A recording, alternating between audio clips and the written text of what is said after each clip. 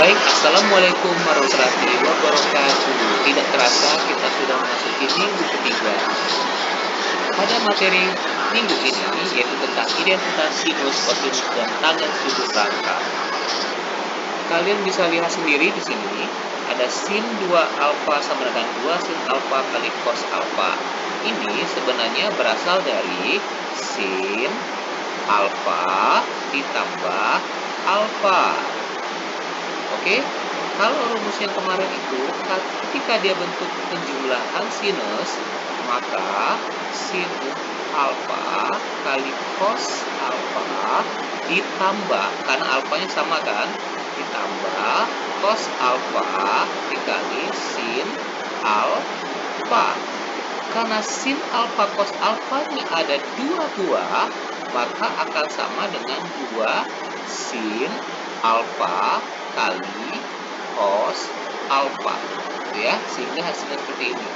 Ini adalah turunan daripada rumus-rumus sebelumnya.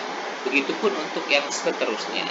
Nah, untuk cos sendiri dia ada 3 macam bentuk rumus, ada 2 cos kuadrat alfa min 1, bisa kalian baca sendiri di sini. Nah, untuk cos 2 alfa, hati-hati, nanti kalian harus mencocokkan dengan jenis soal yang ada. Apabila dia mengandung unsur cos, maka ambil saja yang ini. Apabila dia mengandung unsur sinus, maka ambil saja yang ini. Apabila dia mengandung kedua unsur cos dan sinus, maka ambil yang ini. Seperti itu. Oke, kita lanjut. Langsung ke contoh soal. Kalian perhatikan contoh soal berikut ini. Tentukan nilai trigonometri berikut. Yang A dulu ya, 2 sin 15 derajat dikali cos 15 derajat. Oh, ini adalah sin cos. Kalau bentuknya ada yang bentuk seperti ini, alfanya sama, kemudian ada 2 di awalnya, ini sama saja dengan bentuk apa? Dengan bentuk sin 2x atau sin 2 alfa. Ini sama saja bentuknya dengan sin, karena dia di sini x boleh 2x boleh, atau 2 alfa juga boleh. Artinya ketika ketemu dengan rumus seperti ini, langsung aja 2 kalikan dengan 15-nya, yaitu sin 30. Sin 30 berapa? 1/2. Gitu, gampang kan? Karena kalau kita mau mencari sin 15 itu berapa, kan panjang. Karena 15 ini bukan sudut istimewa. Oke, udah kan? Oke, kita lihat yang B. 4 cos kuadrat 2, 2,5 derajat dikurang 2. Nah, apabila kalian ketemu dengan bentuk yang desimal, nggak akan mungkin kalian temukan dari sudut istimewa yang jika dijumlahkan atau kalian kurangkan, hasilnya bentuk desimal. Tidak mungkin. Maka dari itu, kita menggunakan rumus sudut rangka. Nah, bagaimana cara menentukannya? Karena dia cos, maka kita harus mencari di antara 3 rumus cos. Apakah yang pertama, atau yang kedua, atau yang ketiga? Kalau lihat di sini, ini unsurnya hanya cos. Kalau hanya unsur cos, berarti kita ambil yang pertama, yaitu 2 cos kuadrat x dikurang 1. Jadi yang kita ambil hanya bentuk yang pertamanya saja. Yang kedua, tidak mungkin karena mengandung sinus. Oke, sekarang bagaimana agar soal itu menyerupai sama dengan rumus? Rumusnya itu 2 cos kuadrat x dikurang 1, sedangkan di sini adalah 4. Oke, sekarang kita faktorkan. Faktorkan itu kita jadikan bentuk perkalian. 4 itu kan bisa 2 kali 2, iya kan? Oke, 2 kali 2 cos kuadrat 2, 2,5, itu sama tidak dengan 4 cos kuadrat 2, 2,5? Ya, sama. Jadi, untuk yang ini, kalikan aja ke sini. Ini ke sini, kan hasilnya adalah ini. Ya. Kemudian, yang berikutnya, ketika kalian mengkalikan yang 2 ke min 1, itu pasti hasilnya adalah min 2. Kan sama saja. Oke, nah sekarang bentuknya kan sudah menjadi 2 cos kuadrat 2, 2,5 min 1. Apakah sama dengan rumus? Ya, sama. Ketika dia sudah sama, oh berarti 2x. 2 kalikan dengan 22,5 saja. Berapa? 45 derajat. Udah, kita sudah tahu bahwa 45 itu berapa nilainya. 1/2 akar 2. Ini coret, ini coret. Berarti sisa akar 2. Oke, mudah kan? Oke, kita lanjut. Nah, sekarang kamu perhatikan. Ini adalah rumus cos 1/8 pi. Sorry, untuk bentuknya ini bentuk yang sangat tidak istimewa. Kenapa saya bilang begitu? Karena bentuknya desimal. Ini kan 180 dibagi 8. Jadi tidak akan mungkin kalian menemukan bentuk sudut istimewa manapun yang kalau ditambahkan atau dikurangkan hasilnya adalah ini. Itu nggak akan mungkin kalian temukan. Maka dari itu kita harus menggunakan rumus lain selain bentuk yang kemarin. Bagaimana caranya? Kita perhatikan sini. Karena tadi soalnya adalah cos, maka hubungannya pasti ke cos. Oke? Cos. Nah, yang ditanya tadi kan adalah cos 1/8 pi. Oke, ini tadi adalah X-nya, atau ini adalah alfanya. Oke? Ini adalah alfa, atau X. Gitu. Nah, kalau di sini, ini 2X. Bukan X. Jadi kita cari aja yang punya nilai X saja. Yang mana? Ini. Oh, berarti ini kalau kita jabarkan menjadi bentuk 2 cos kuadrat X sama dengan cos 2 X gitu ya, tambah 1. Ini pindahkan ke sini. Pindahkan. Jadi plus kan? Karena dia bentuknya di sini ada 2, boleh dipindah ruaskan menjadi cos 2x ya plus 1 dibagi 2 itu boleh. Kalau yang di sini tadi nih dipindah ruaskan ke sini nggak bisa karena ini milik cos.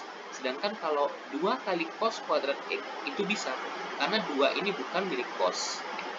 Karena ini masih ada kuadrat yang kita butuhkan hanya x, maka apabila memindahkan ruas bentuk kuadrat itu akan menjadi bentuk akar, ya, akan menjadi bentuk akar.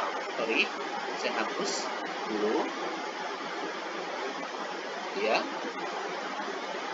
adalah bentuk akar. Ini, oh berarti bentuknya adalah cos 2x plus 1/2. Oke?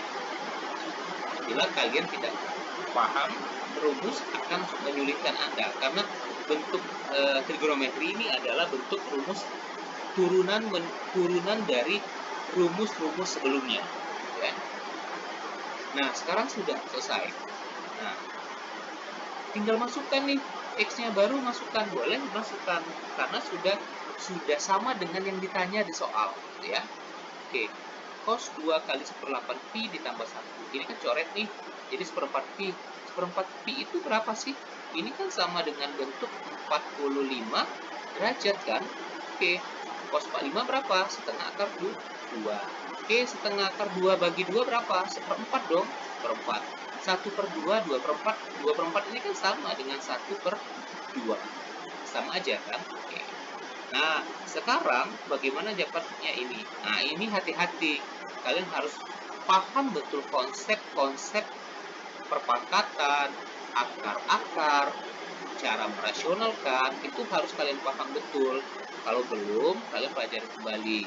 Nah, saya yakin kalian masih banyak bingung yang di sini, ya. Nah, ingat, yang namanya akar A per B itu sama saja dengan akar A kita bagi dengan akar B. Berarti boleh dipecah.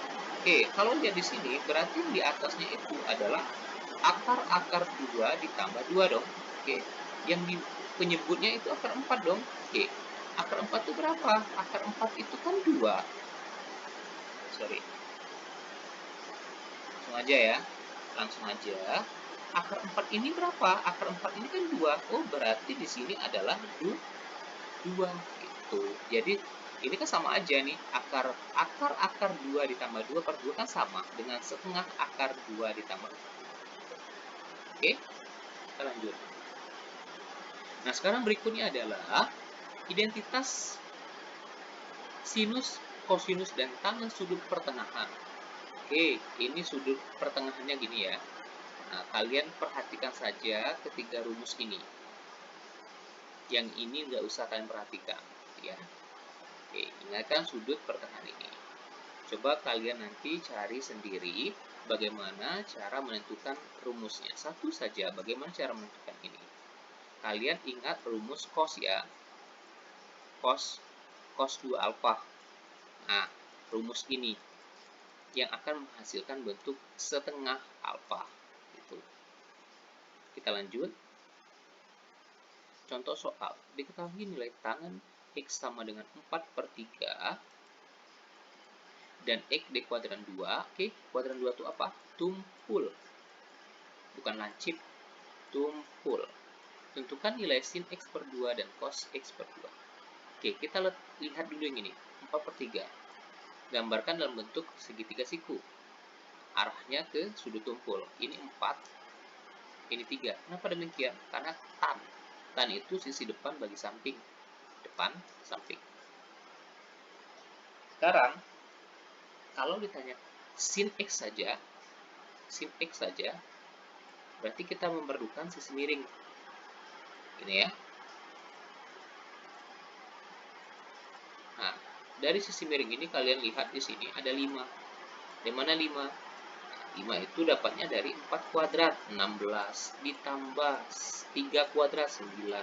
Ini kan bentuk akar ya. Akar berapa? 25.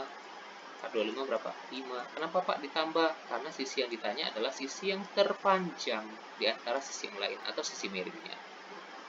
Nah, banyak yang salah kemarin itu di penentuan tanda. Karena dia tumpul, kalian perhatikan, kalau ini adalah X kan, ini adalah Y. Kalau kita buat dalam koordinat kartesius, di sini adalah Y-nya, ini adalah X ini ya. Oke, nah ini berarti 0,0. Oh, posisinya kalau dia ke arahnya ke kiri, ini berarti min. Gitu. Berarti untuk yang nilai kosinusnya adalah sisi samping bagi miring, berarti min 3/5, jadi minus gitu ya. Nah, itu hati-hati untuk penentuan tanda. Kita lanjut.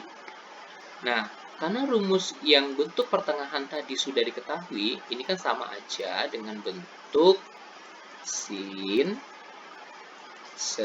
setengah X. Rumusnya ini kan. Oke. Plus minus, jangan kalian bingung dengan tanda plus minus. Sebenarnya jika akar 4 saja itu ada 2 jawaban, yaitu 2 dan ada 2 jawaban sebenarnya. Dan min 2. Nah, biasanya kita ambil hanya yang positifnya saja. Apakah boleh yang ini? Tergantung dengan soal. Mana yang diketahui, mana yang diinginkan. Gitu. Karena 2 kuadrat itu sama dengan 4. Min 2 kuadrat itu juga sama dengan 4. Jadi dia sama saja. Jadi jangan bingung dengan tanda plus minus ini. Oke. Cos X tadi kan sudah diketahui. Nah, ini ya. Untuk cos X-nya kan min 3/5. Udah ada. Oke. Tinggal masukkan aja ke sini. Kalian masukkan ke sini menjadi 1 dikurang min 3/5. Ini menjadi positif. 1 gini caranya. 2 kali 5, 5. Kalikan saja. Karena ini positif, berarti 5 tambah atas. 8 berarti.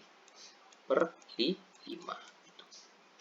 Karena dia per 2, pecahan dibagi penyebut ini kali, jadi 10 gitu ya. Jadi 8/10. Oke. Nah, kalau mau langsung dibagi boleh. Ini maksudnya, ini harus ada akar gitu ya. Nah, kenapa? Karena sebuah penyebut itu nggak boleh akar. Agar dia hilang akarnya penyebut, maka harus dirasionalkan. Ini artinya itu merasionalkan, menghilangkan akar penyebut. Ini kan artinya sama dengan akar 8 dibagi akar 10. Nah, kita itu harus menghilangkan ini.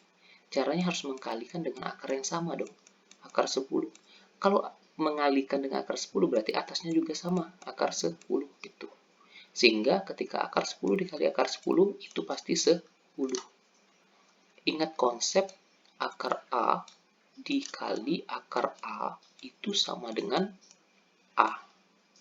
Oke? Oke.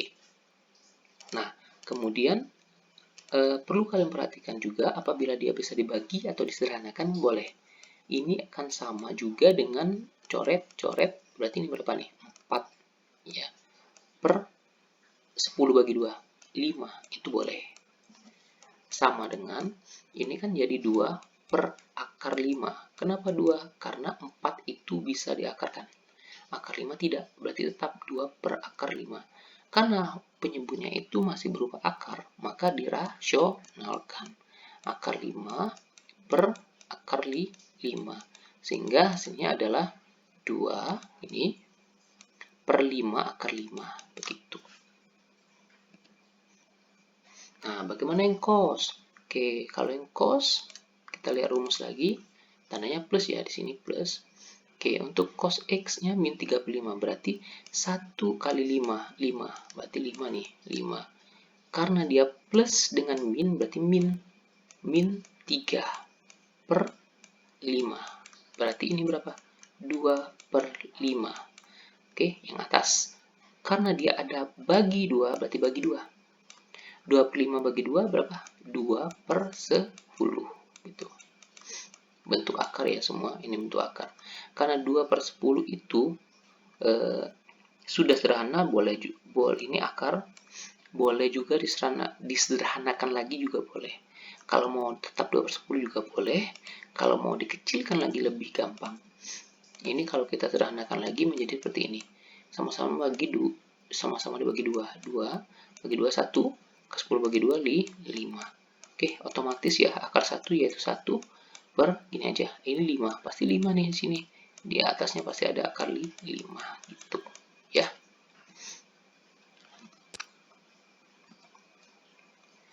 Oke, itu saja mungkin untuk materi pada minggu ini. Jika kalian ada yang ingin tanyakan, silakan kalian tanyakan di kolom komentar atau di grup